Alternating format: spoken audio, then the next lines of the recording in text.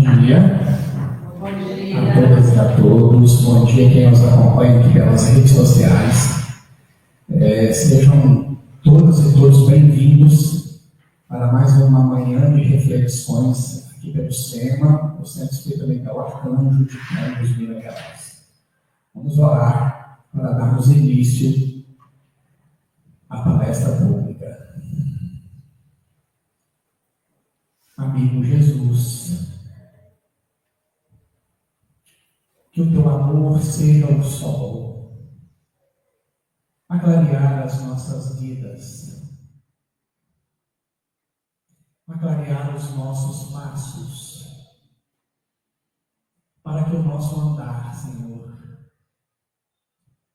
não tropece mais nas nossas viciações, nos nossos equívocos, e que a fraternidade tão necessária para este mundo egoísta em que vivemos se implante a partir do nosso coração, Senhor, e possamos oferecer morada a todos aqueles que ainda se encontram perdidos, sobrecarregados, porque não te conheceram ainda, Senhor Jesus. Nos inspire a todos para que tenhamos facilidade de compreensão nessa manhã de domingo e permaneças conosco hoje e sempre, que assim seja. Muito bem, a lição de hoje é a lição 146 do livro Vinha de Luz. Quem segue?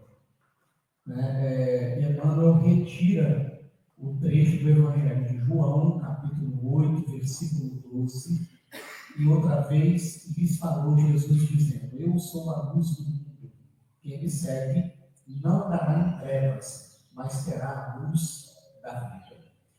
Nós colocamos uma imagem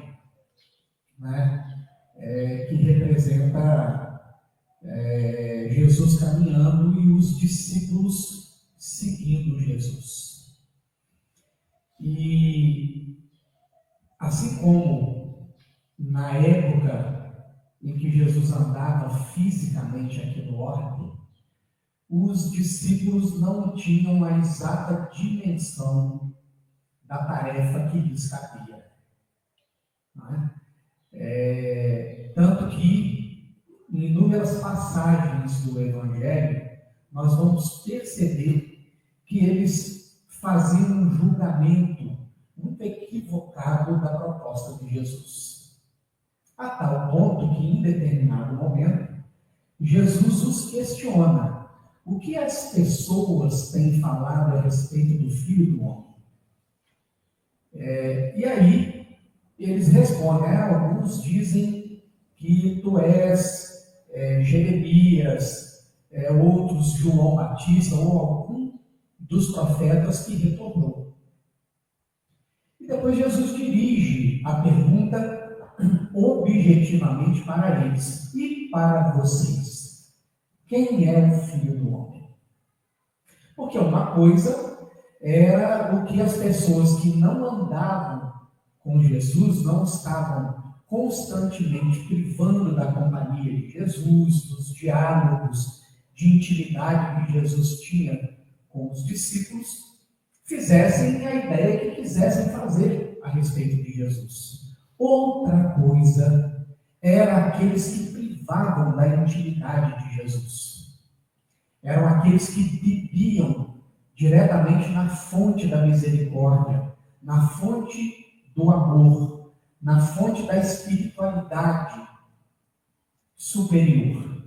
Então Jesus questiona a eles diretamente, de maneira objetiva, quem era o Filho do Homem para eles, para aqueles que comungavam da intimidade de Jesus. E aí percebam que quando Pedro dá a resposta: tu és o Cristo, o Filho do Deus vivo, Jesus na sequência vai dizer que aquela resposta não havia sido um raciocínio de Pedro, não havia sido uma conclusão pessoal de Pedro, mas uma resposta vinda através da inspiração de mais alto, dando conta que para que Pedro e os discípulos obtivessem aquela resposta, fora necessária uma intervenção de instâncias superiores, porque eles, no nível em que estavam, não conseguiam alcançar a dimensão do que lhes acontecia naqueles 3 anos e pouco em que Jesus caminhou com eles.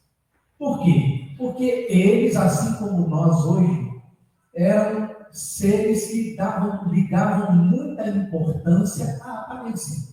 O que foi que levou Judas a trair Jesus? Porque Judas, olhando a vida apenas no seu aspecto exterior, achava que Jesus poderia libertar o povo judeu do jugo romano. Então Judas tenta uma articulação política, confiando que no seu olhar externo, na sua avaliação exterior, assim que Jesus fosse preso, ele utilizaria de todo o seu poder para finalmente libertar os judeus do jugo romano, demonstrando que não compreendera a essência da mensagem de Jesus. E assim acontece conosco. Nós somos seres ligados à aparência. A aparência nos impacta muito.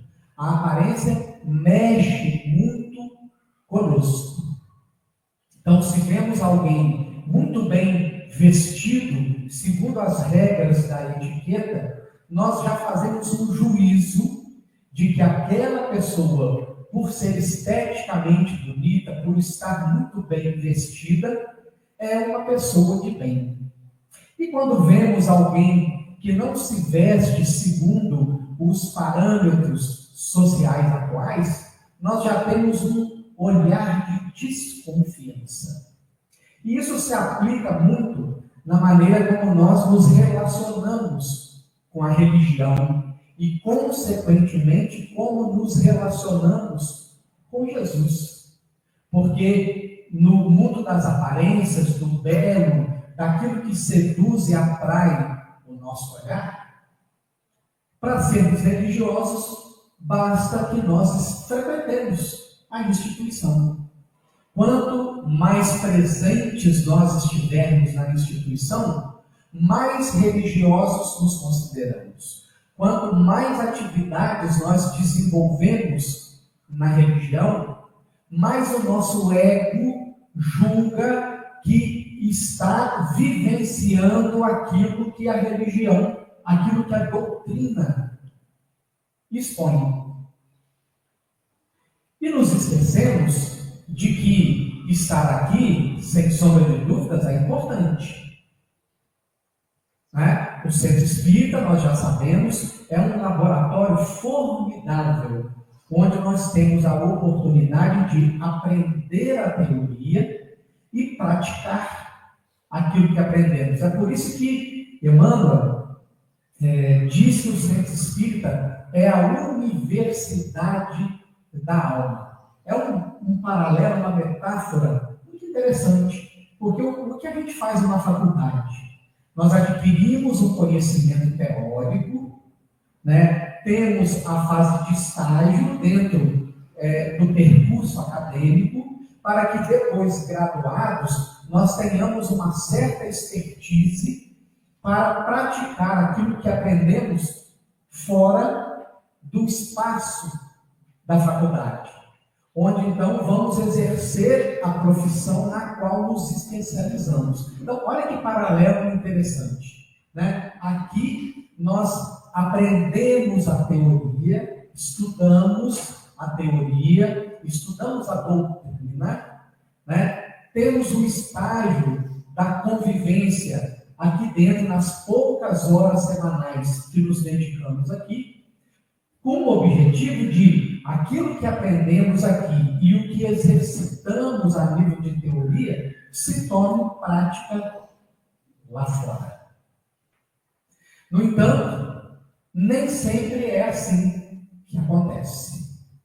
É comum nessa ilusão do ego de que basta que eu frequente o centro espírita muitas vezes na semana e eu já sou o verdadeiro espírita que Kardec define no Evangelho segundo o Espiritismo, né? Então, temos um comportamento espírita muitas vezes dentro da instituição e quando cruzamos o portão para a rua, é como se tudo que nós aprendemos ficasse aqui dentro e lá fora vale a regra, cada um por si e Deus para todos. Por isso que o título da lição é muito sugestivo. Quem segue? E aí percebamos que Emmanuel não coloca aqui quem segue a Jesus, porque a sugestão é exatamente para que nós reflitamos se o nosso comportamento nos sugere que estamos seguindo a quem?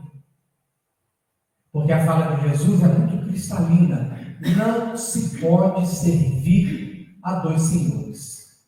Ou nós vamos agradar a um e desagradar o outro, ou vamos amar a um e odiar o outro. Não se pode servir a Deus e a Mamon. Então, o quem segue é também na mesma direção daquela fala de Jesus. Buscai e achareis. Bateis e abrir-se-vos-á. Pedi e obtereis. Percebamos que a fala de Jesus coloca diante de nós que aquilo que eu vibre como desejo no meu mundo interior é o que eu estou pedindo, é a porta que eu estou batendo e é a procura que eu estou fazendo, e isto vale tanto para o negativo quanto para o positivo. Então, portanto, eu preciso refletir no que estou buscando, no que estou procurando e qual porta estou batendo. E aí, como de hábito, a gente sempre, Emmanuel faz um recorte, né? E a gente sempre gosta de trazer o contexto, o lugar de onde o Emmanuel tirou o recorte, para a gente refletir, né? Então, o contexto está aí. Evangelho de João, capítulo 8, começando do versículo 1 e indo até o versículo 12, né? Jesus, porém, foi para o Monte das Oliveiras, e pela manhã cedo tornou para o templo, e todo o povo vinha ter com ele, e assentando-se os ensinava. E os escribas e fariseus trouxeram-lhe uma mulher apanhada em adultério, e pondo-a no meio, disseram-lhe: Mestre, essa mulher foi apanhada no próprio ato adulterando, e na lei nos mandou Moisés que as tais sejam apedrejadas. Tu, pois, que dizes? Isto diziam eles, tentando, para que tivessem de que o acusar. Mas Jesus, inclinando-se, escrevia com o dedo na terra. E aí, nós temos aqui questões muito graves para a gente refletir, né? A primeira delas é que a cena se dá no templo, não é? E quando a gente vai aprendendo a retirar da letra o espírito que vivifica, né? O templo é a metáfora, o simbolismo de um lugar sagrado, onde habita o divino em nós. Na linguagem judaica cristã, é o tabernáculo, onde está a arca da aliança, a aliança do homem com o divino. Então, é neste lugar que Jesus está. Jesus está no templo, no lugar sagrado, no campo do sentimento, onde nós nos ligamos ao sagrado, nos ligamos ao divino. E aí, olha que interessante, neste lugar sagrado e divino, né, os escribas e fariseus trouxeram uma mulher apanhada em adultério. O que esse comportamento aqui nos fala, né? escribas e fariseus são vigilantes da conduta alheia. E o templo, lugar sagrado, o lugar que nos liga ao divino, é lugar particular. É lugar único. É o lugar onde nós desenvolvemos o nosso relacionamento com Deus. Não cabem terceiros nessa relação. Não cabe ninguém nessa relação a não ser nós mesmos. Então, quantas vezes nós assumimos a postura de escribas e fariseus julgando pela aparência? Vemos uma atitude, vemos uma escolha, vemos uma postura e, segundo o nosso ponto de vista, nós criticamos e julgamos aquilo que nem sequer nos dedicamos a refletir de maneira mais profunda para cogitar, considerar da intenção daquela escolha, daquela postura, daquele comportamento. Muitas vezes, o templo espírita se torna não um lugar sagrado, tabernáculo, mas o lugar do julgamento público, da crítica pública, né? E colocando-a no meio, disseram-lhe: mestre, esta mulher foi apanhada no próprio ato, adulterando. E essa é a nossa posição. Quem de nós não adultera? Quem de nós não adultera o que já aprendeu de evangelho e não pratica? Quem de nós não adultera quando o evangelho nos propõe fraternidade e nós trabalhamos para sabotar a fraternidade, adulterando o mandamento de amai-vos uns aos outros como eu vos amei? Quantas vezes nós adulteramos o que sabemos ser o dever correto para fazer aquilo que vai de encontro à nossa vontade, ao que o nosso ego expõe, exprime, expressa como desejo? Então, inúmeras vezes, nós estamos na condição da mulher adúltera. E aí, de novo, recuperamos a nossa fala inicial sobre como a aparência nos seduz. Como nós gostamos da embalagem bonita, mas olhamos muito pouco para a essência. Nos esquecemos de que os espíritos conhecem os nossos pensamentos mais ocultos, até aqueles que gostaríamos de esconder de nós mesmos. Esquecidos de que, quando algo vibra no nosso espírito, ao passar pelo perispírito em direção ao mundo exterior, registra-se de maneira indelével e incorruptível o que vibrou.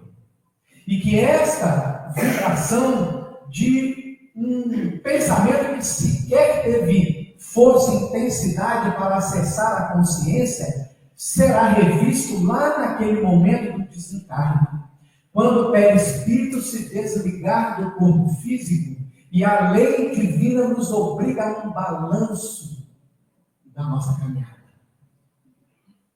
E nesse momento, todas as vezes que adulteramos as amizades, adulteramos o trabalho religioso, adulteramos o trabalho profissional, adulteramos a convivência,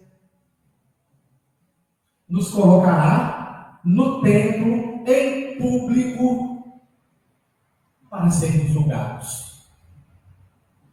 Quem será o juiz?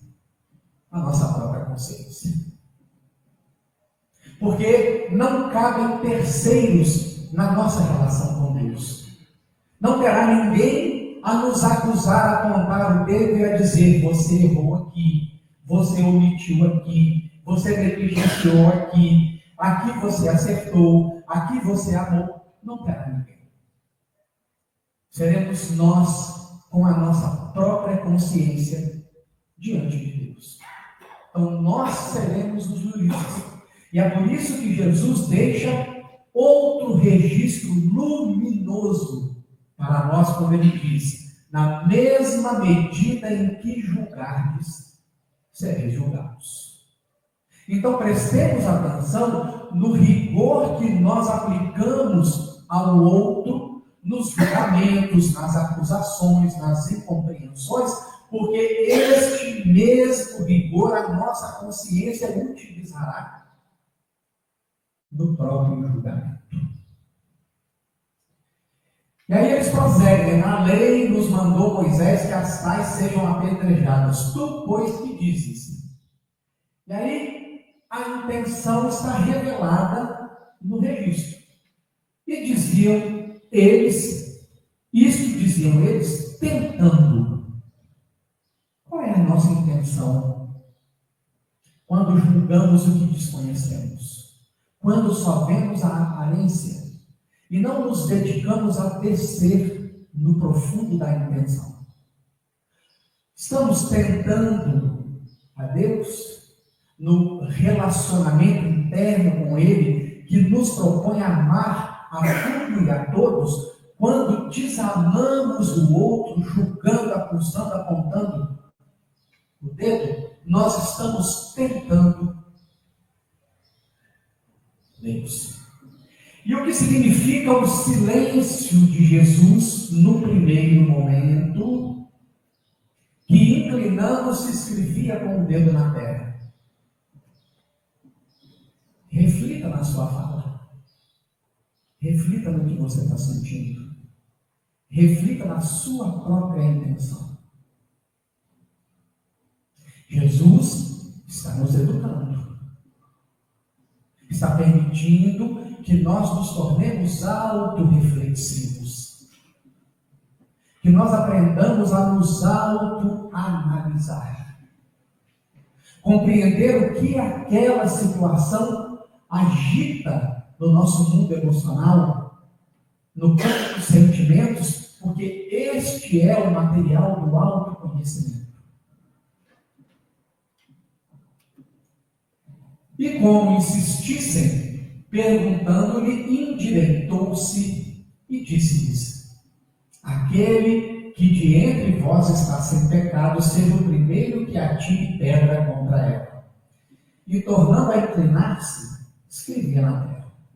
Porém, ouvindo eles isto, acusados pela consciência, saíram um, a começar pelos mais velhos até aos últimos. Ficou só Jesus e a mulher que estava no meio. E endireitando-se Jesus, e não vendo ninguém mais do que a mulher, disse-lhe: mulher, onde estão aqueles teus acusadores? Ninguém te condenou? E ela disse: ninguém, Senhor. E disse-lhe Jesus: nem eu também te condeno. Vai-te e não peques mais. Falou-lhes, pois, Jesus outra vez, dizendo: eu sou a luz do mundo. Quem me segue não andará em trevas, mas terá a luz da vida. E como insistissem, perguntando-lhe, endireitou-se e disse-lhes: o que é o insistissem? Né? É a repetição dos nossos equívocos. É a repetição dos nossos erros. É a expressão profunda das nossas viciações espirituais, das nossas viciações emocionais, da distorção do nosso comportamento psicológico. A gente insiste no erro, insiste no erro, insiste no erro, insiste no erro, até que em algum momento Jesus se endireita. E quando Jesus se endireita para nos ensinar, qual é o resultado? Crise, dor, sofrimento, angústia, culpa, porque aí nós, de fato, vamos olhar para nós mesmos. Nós vamos tirar o olhar do outro e vamos pousá-lo em nós mesmos. Vamos compreender de maneira mais ampla e profunda o nosso comportamento. E o nosso comportamento, o que nós precisamos ver é: estamos num mundo de expiações e provas. Tem alguém perfeito aqui? Existe alguém perfeito? Existe alguém que age o tempo todo sem se equivocar? Logo, se nós todos erramos, quem de nós estiver sem erro, que é o que significa a palavra pecado, acuse, julgue, aponte o dedo.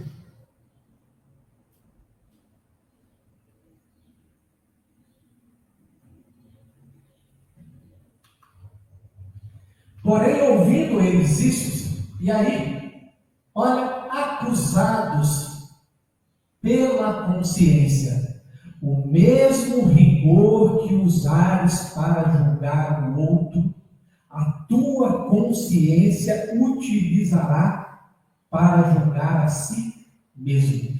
Então, acusados pela consciência, saíram um a um. E aqui é importante a gente compreender o seguinte: percebamos que nessa narrativa, alguém de fora provoca uma reflexão profunda em alguém que olhava só para a aparência, olhava só para o fato em si, esquecendo de olhar o outro lado da moeda. Porque a gente aprende que toda a história tem dois lados. Se Larissa e eu, casal, formos falar para alguém de um problema que nós vivemos, a Larissa vai fazer a narrativa da visão de mundo dela, dos sentimentos dela, de como ela fez a leitura daquele problema, e eu vou fazer a minha narrativa do meu ponto de vista. São duas verdades da mesma realidade. São duas verdades da mesma realidade. Então aqui Jesus, que está fora, provoca uma reflexão. A proposta é que nós caminhemos refletindo o tempo todo. De maneira que a atitude do outro, sim, ela vai ser vista, ela vai ser analisada, ela vai ser compreendida, não para julgá-lo, não para acusá-lo, para compreender, para gerar empatia, para desenvolver fraternidade. Mas para além da atitude do outro, qual foi o impacto que ela gerou em mim? O que foi que ela movimentou no meu campo emocional? Quais foram os pensamentos gerados a partir daquele impacto emocional? Quando nós vamos fazendo assim, quando nós aprendemos a refletir na situação, entendendo a atitude do outro, mas principalmente entendendo o impacto dela em nós vamos trazendo conteúdos profundos, adormecidos no nosso inconsciente, tirando-os da nossa sombra psicológica, trazendo para a luz da consciência e gerando autoconhecimento. De maneira que no futuro, quando uma cena parecida com aquela acontecer, o impacto é inevitavelmente sempre menor. Até chegar a um ponto que, de tanto refletir e tanto analisar passagens parecidas com aquela, não tem mais impacto. E a evolução aconteceu. Nós progredimos moralmente naquele teor. E ela disse: ninguém me julga, Senhor. E disse-lhe Jesus: nem eu também te condeno, vai-te e não peques mais. Por quê? Porque no templo, no tabernáculo, é a relação do indivíduo com Deus. Não cabe julgamento, não cabe acusação, cabe aprendizado, cabe mudança de comportamento, cabe transformação de hábito, cabe educação daquilo que nós sentimos. Então, não tem julgamento. Este é o lugar do templo na casa espírita. Deveria ser um lugar onde não se julga, onde não se acusa, onde não se culpa, se responsabiliza o outro. Porque cada um de nós, ao viver a sua experiência, está também como está sob o olhar de Jesus. Eu também não te condeno. Vai e não peques mais. Não cometa mais o mesmo erro.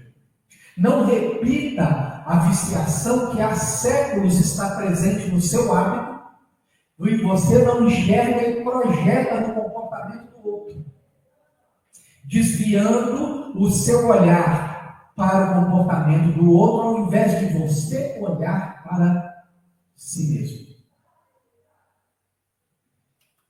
E então nós chegamos no texto do Emmanuel. Falou-me, pois, Jesus outra vez, dizendo: eu sou a luz do mundo. Então, se eu sou um foco de luz, eu estou gerando claridade. E se eu gero claridade, eu consigo ver os obstáculos que estão no meu caminho.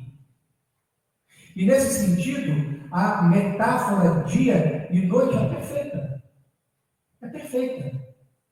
Se nós temos um dia de sol claro, quando nós andamos na rua, nós enxergamos todos os detalhes. Tudo aquilo que o nosso olhar se dirige e examina, traz as minudências ao nosso olhar. Se caminhamos numa noite em que faltou a luz artificial e não se tem lua cheia, o que é que nós enxergamos diante de nós? Portanto, a chance de tropeçar quando nós andamos em trevas da ignorância sobre nós mesmos é muito grande. Quando nós decidimos acender a luz do Evangelho de dentro para fora, enxergamos mais.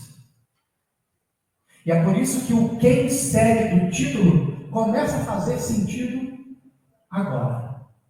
Não podemos mais seguir de maneira superficial.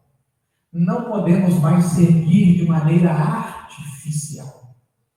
Não podemos mais usar o conhecimento que temos adquirido para fazer dele medida de julgamento do comportamento do outro.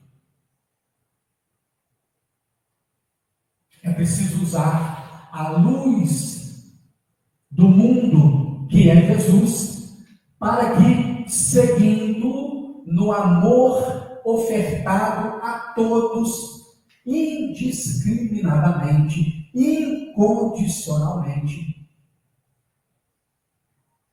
nós possamos então iluminar o nosso mundo interior e não andar mais nas trevas da ignorância sobre nós mesmos, sobre o que eu sinto em relação ao outro, sobre o que eu sinto em relação à vida, sobre como eu me comporto em público, começando a alinhar o meu comportamento quando estou sozinho ou na intimidade familiar com o comportamento que eu tenho em público. Para que quando me vejam em público, encontrem a mesma pessoa da intimidade, com a mesma autenticidade. Então, nós entramos no texto de Emmanuel. Há crentes que não se esquivam às imposições do culto exterior. Reclamam reclamam a genuflexão e o público trovejante de momento a momento. Preferem outros o comentário leviano acerca das atividades gerais da fé religiosa, confiando-se a querelas inúteis ou barateando os recursos divinos. A multidão dos seguidores desse tipo costuma declarar que as atitudes externas e as discussões doentias representam para ela sacrossanto dever. Contudo, tão logo surgem inesperados golpes de sofrimento ou da experiência na estrada vulgar, precipita-se em sombrio desespero, recolhendo-se em abismos sem esperança. Esse texto do Emmanuel nos remete àquela metáfora que Jesus utiliza quando ele diz que aquele que ouve estas minhas palavras e as pratica, assemelha-se ao homem prudente que edificou a sua casa sobre a rocha. E vieram os ventos, as chuvas e os rios e bateram na parede daquela casa.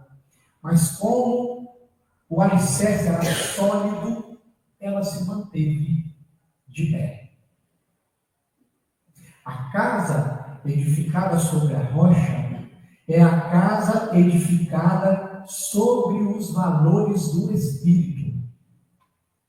E, portanto, edificada sobre a humildade, sobre a resignação, sobre a mansuetude, sobre a justiça, sobre a misericórdia, sobre o coração que se purifica das viciações, sobre a pacificação interior e, portanto, os valores do sermão da montanha.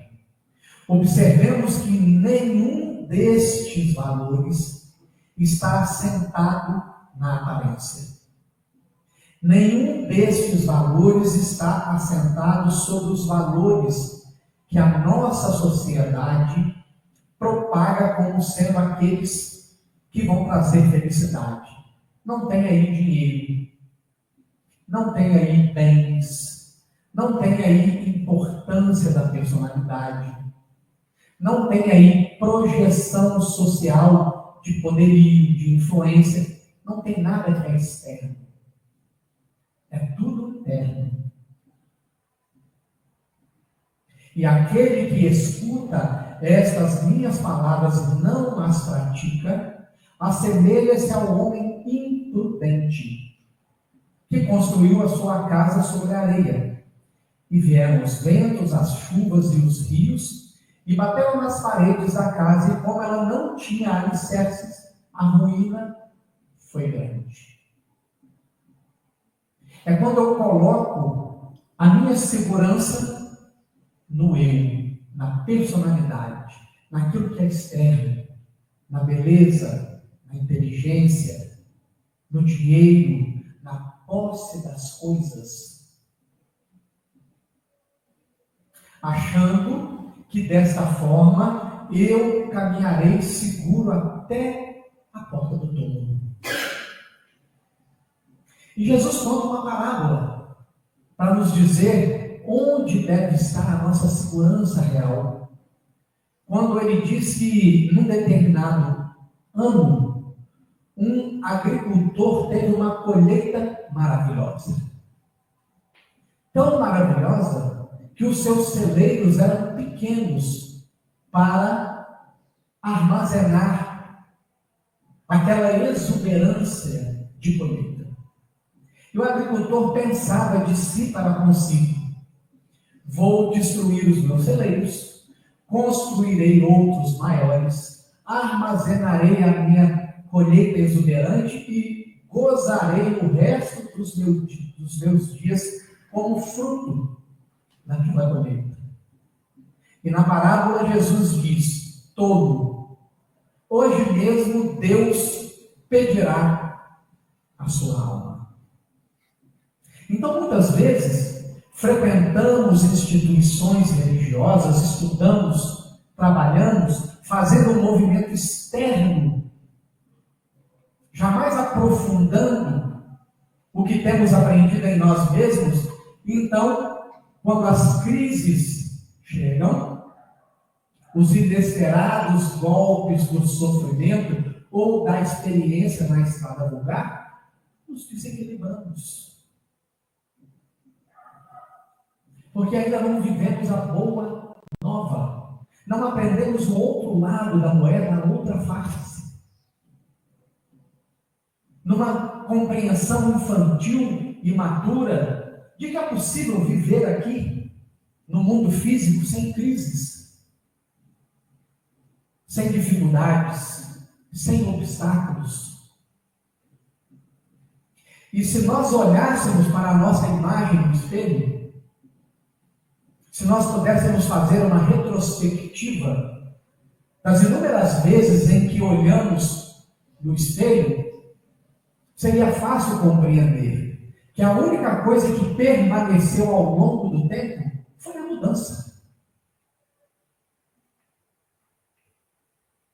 Nós temos mudado, porque esta é a característica do mundo material. Tudo é impermanente o tempo todo.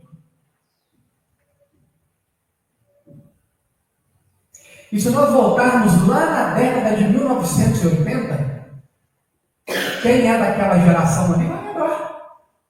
Olha como a espiritualidade coloca no pop o ensinamento que vai repercutir na mente de milhões. Lembram da canção do Lulu Santos? Tudo muda o tempo todo no mundo, como uma onda no mar aqui dentro. Tudo muda o tempo todo, porque nós ainda não chegamos no nosso destino final. Nosso destino final chama-se perfeição.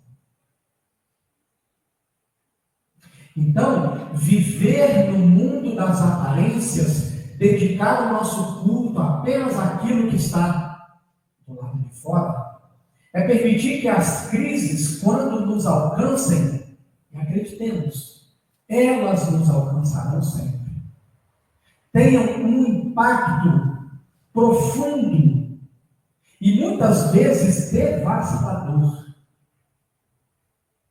em nós. Ao passo que, se nós fôssemos fazendo as reflexões e nós mesmos gerando crises em nós, crises de transformação para melhor, crises de renunciar aquilo que nós compreendemos que atrapalha o nosso progresso moral, crises de nos melhorarmos diariamente. Quando as grandes crises chegarem, elas encontrarão ou parte do trabalho realizado, se não todo o trabalho realizado. E tal qual a casa edificada sobre a rocha, que sofre os impactos das intempéries, mas mantém-se de pé.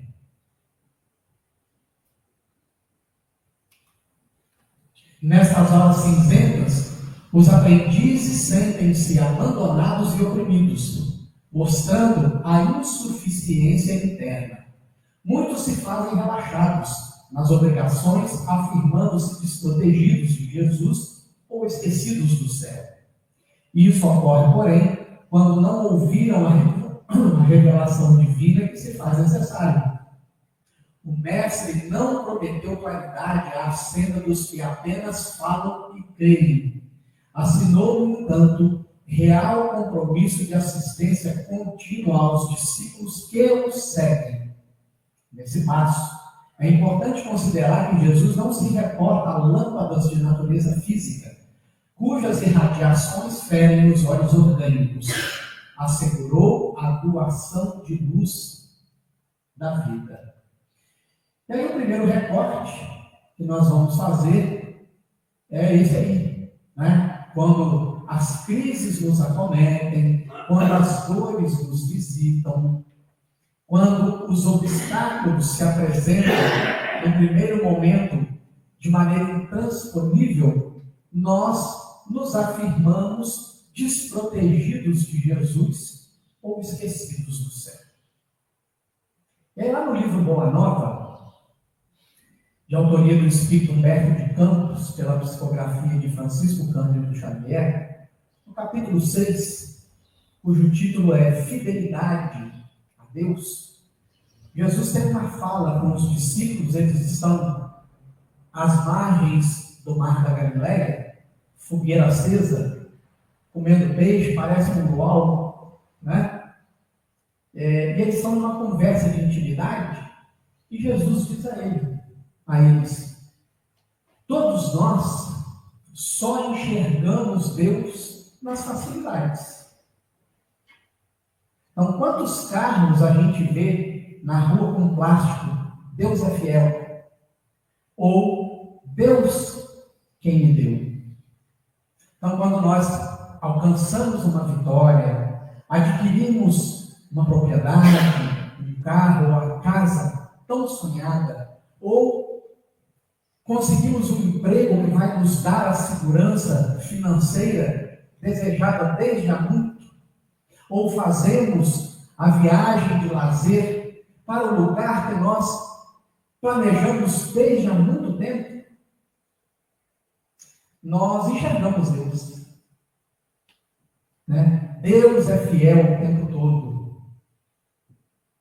Mas esquecemos de entender, de olhar o Deus que educa. Porque esse também não é o papel do Pai. O Pai não educa, o Pai não corrige, o Pai não frustra, o Pai não proíbe quando percebe que aquela atividade vai oferecer perigo à integridade física ou psicológica da criança. Ora, se nós, pais e mães imperfeitos, temos este cuidado para com os nossos filhos, imaginemos Deus, que trabalha para que nós sejamos filhos perfeitos. Então não enxergamos Deus nas adversidades. Não enxergamos Deus na doença. Não enxergamos Deus nas perdas. Porque no nosso olhar imaturo e infantil, Deus é aquele Pai que nos dá tudo o que nós queremos, na hora que nós queremos, da maneira que nós queremos.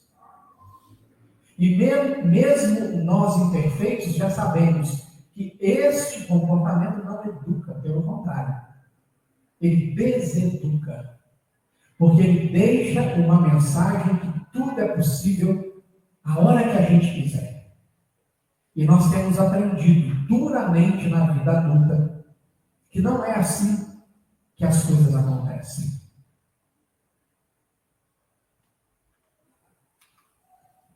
Isso ocorre, porém, porque não ouviram a revelação divina que se faz necessária. E aí é importante que a gente compreenda que existem 3 instâncias em nós. Nós temos a instância do intelecto, nós temos a instância do sentimento e nós temos a instância do fazer. Conhecer, sentir, fazer. E aí veja que interessante, né? Há quanto tempo nós estudamos Evangelho? Se a gente pensar só nessa reencarnação, quantos anos? Quantas décadas? Mas se nós pensarmos em todas as reencarnações, desde a presença da carta viva do Evangelho, que é Jesus entre nós, quanto tempo nós temos entrado em contato com a revelação divina, mas não a ouvimos qual se faz necessário. E como é que se faz necessário? Bem, Evangelho, para a maioria de nós, é ainda um processo self-service. Eu vou lá no Evangelho, retiro o que me serve. E aquilo que não me serve, eu deixo lá no canto. E é esta postura que nós não temos tido, porque o que se faz necessário?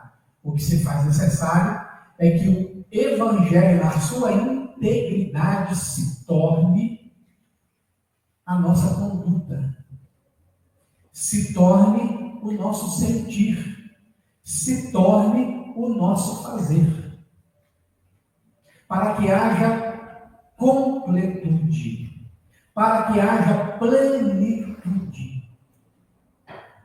Isto é o que se faz necessário. Então nós temos contato com o Evangelho, com a doutrina espírita, mas o que é que nós expressamos muitas vezes?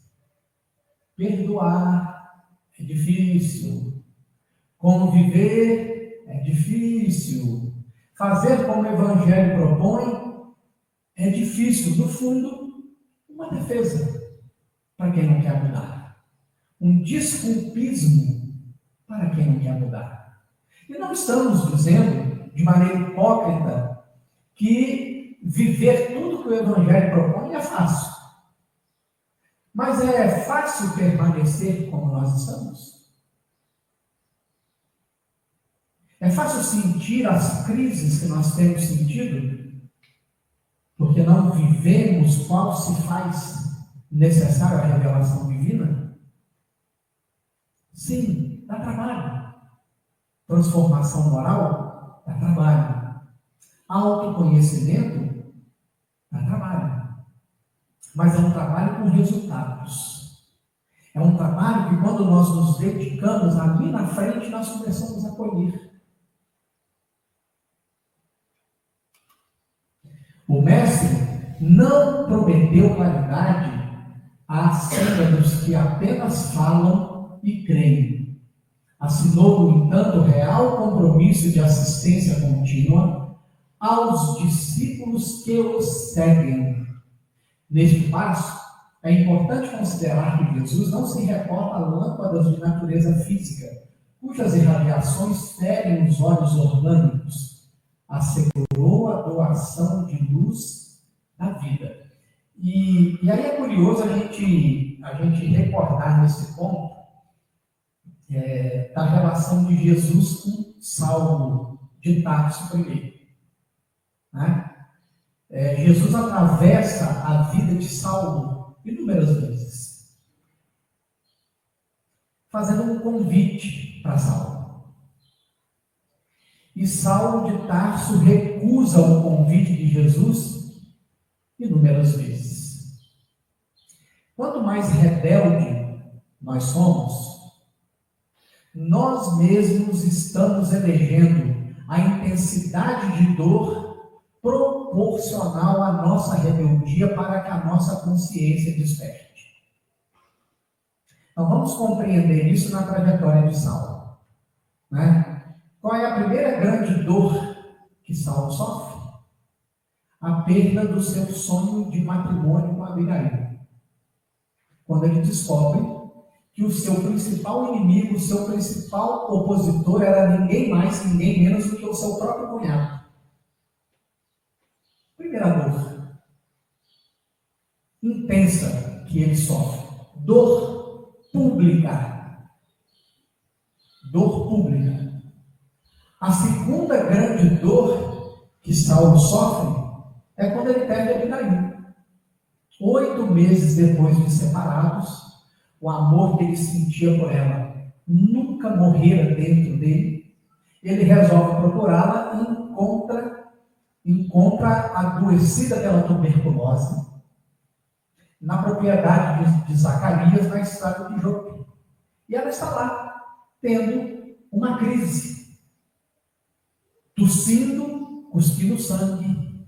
Ela morre nos braços dele e diz a ele que morria em paz, porque Ananias havia passado ali e dado a ela esperança na vida futura, e ela morria em paz. Segundo grande golpe, ele perdera não apenas o matrimônio, mas agora a esperança da vida feliz.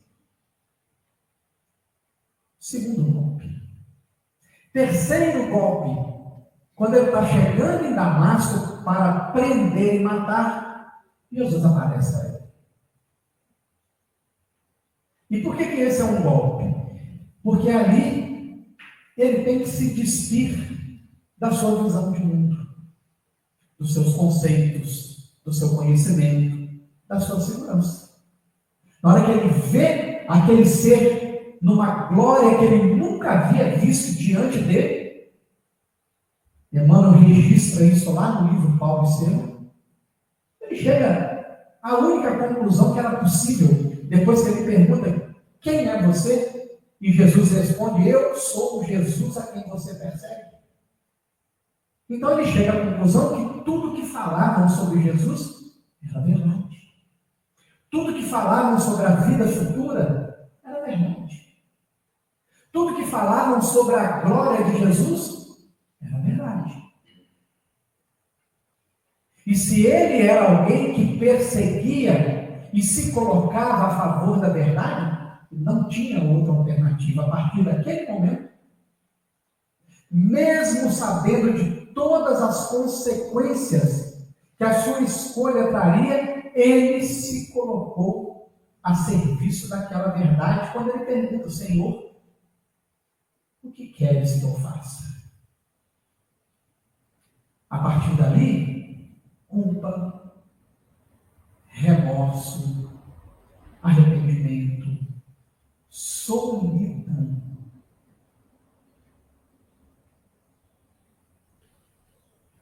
Próximo golpe, ele acha que ele pode usar o seu verbo carismático, inflamado, culto, a favor de Jesus e vai falar na sinagoga em Damasco.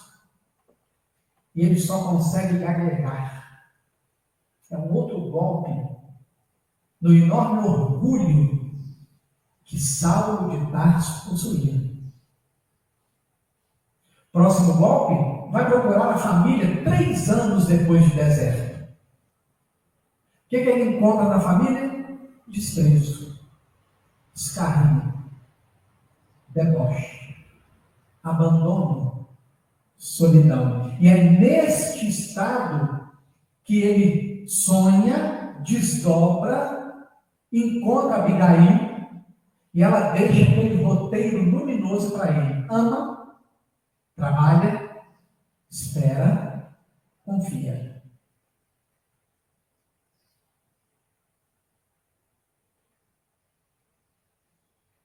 O nosso caminho não é diferente.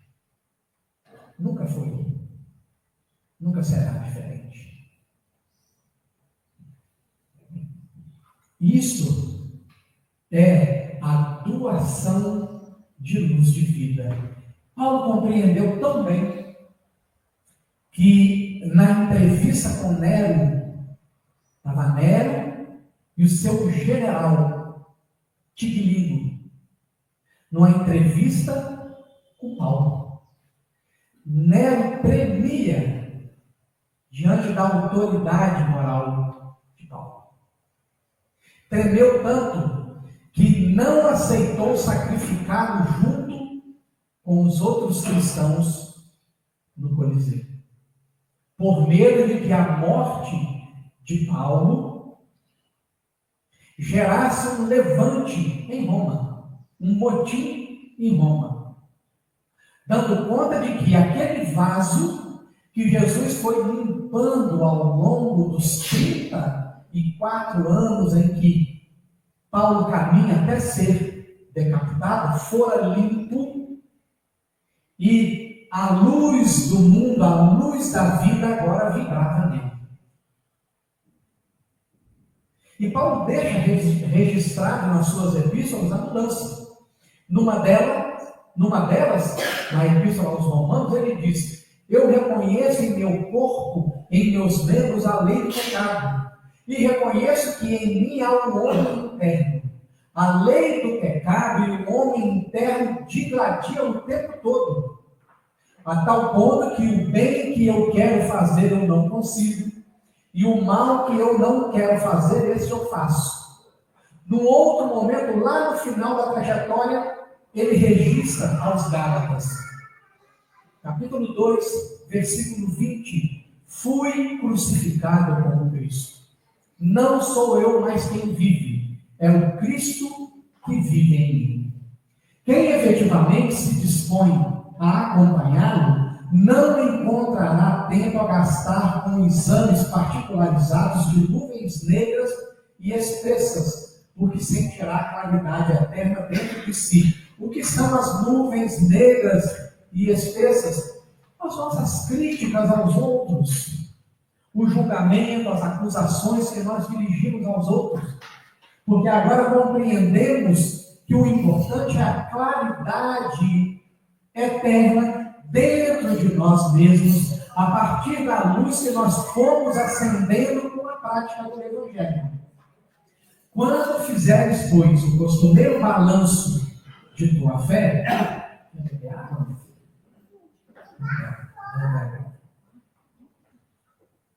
repara com honestidade imparcial.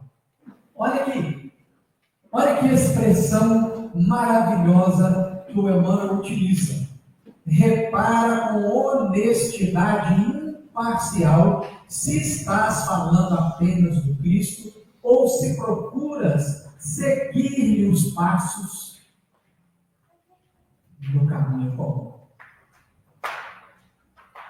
E seguir os passos no caminho comum, para a gente concluir, né? Está lá naquele momento, ao mesmo tempo de despedida e festivo, que é a Santa Ceia. Jesus está reunido com os 12 naquela intimidade, comendo e etc. E Jesus diz aos seus discípulos: não vos chamo mais de servos, porque o servo não conhece a vontade do seu Senhor.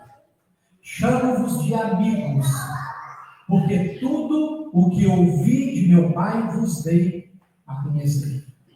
Não foste vós quem me escolhestes, fui eu quem vos escolhi. Um novo mandamento vos dei, que vos ameis uns aos outros, como eu vos amei. Portanto, quem segue Jesus julga menos, acusa menos, critica menos, olha menos para o outro e muito mais para si. Quem segue Jesus se esforça para se melhorar cotidianamente ou no caminho comum, procurando no dia seguinte ser sempre melhor do que si mesmo no dia anterior. Quem segue a Jesus se esforça para cumprir o mandamento de amar uns aos outros como Ele, Jesus, nos amou. Esta a nossa regra. Esta a nossa bússola. Tudo que fugir daí é ilusão do ego. É o próprio umbigo querendo se impor ao outro. Tudo que fugir de amar ao próximo como a si mesmo é o indivíduo que caminha de encontro ao muro, onde inevitavelmente esborrachará a própria face, na figura do encontro com os próprios equívocos, levando aquele sentimento que é pródigo na literatura espírita, quando o espírito compreende o desperdício do tempo. Ao invés de usar o tempo para se melhorar, ao invés de usar o tempo para dominar as suas más inclinações, ao invés de usar o tempo para gerar a boa convivência, a fraternidade, ao invés de usar o tempo para amar, desperdiçou o tempo na importância do próprio ego, da própria personalidade. Oremos. Amigo Jesus, diante da luz da tua luz, que nos clareou nessa manhã de domingo. Possamos acomodá-la na manjedoura do próprio coração e velemos para que ela jamais se apague a partir de hoje,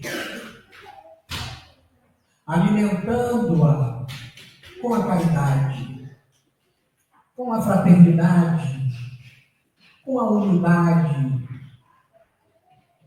com o espírito de serviço que vigora no universo, para que ela se torne labareda,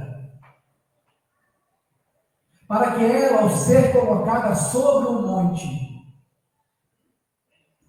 ilumine a tantos, Jesus, indicando-te como o único caminho para a verdade, que nos levará à vida abundante que tu nos prometestes.